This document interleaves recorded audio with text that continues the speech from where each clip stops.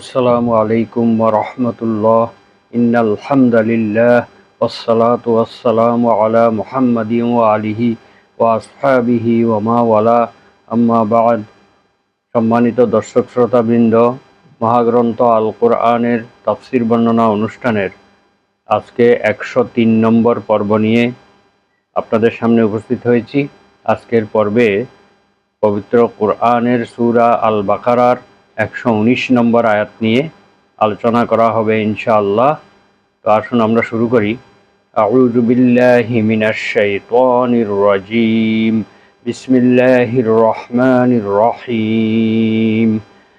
ইন্না আরসালনাকা বিল হাক্কি বাশীরান ওয়া নাযীরা ওয়ালা তুসআলু আন আসহাবিল জাহিম। সাদাকাল্লাহুল আযীম। মহান আল্লাহ তাআলা ইরশাদ করেন, নিশ্চয় আমি আপনাকে সত্য সহকারে সুসংবাদদাতা এবং ভয় প্রদর্শনকারী হিসেবে প্রেরণ করেছি। ওয়ালা তুসআলু আন আসহাবিল জাহিম, যারা জাহান্নামের অধিবাসী হবে তাদের ব্যাপারে আপনাকে কোনো কিছু জিজ্ঞাসাবাদ করা হবে না। এ হচ্ছে আয়াতের সরল বঙ্গানুবাদ।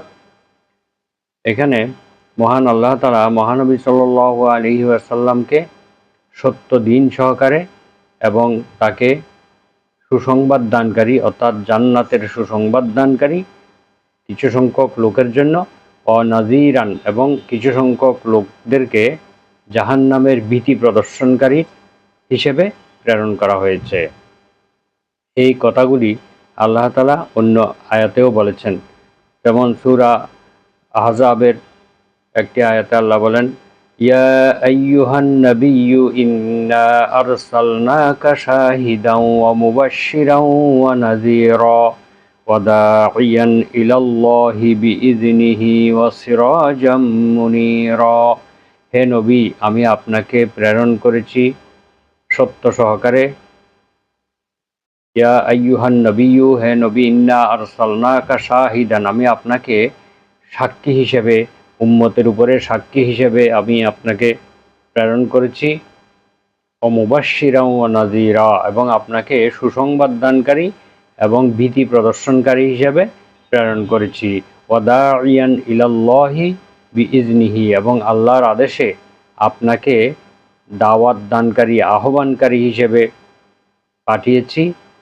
বিইযনিহি ওয়া সিরাজাম মুনীরা, এবং আপনাকে একটি উজ্জ্বল প্রদীপ হিসেবে প্রেরণ করেছি।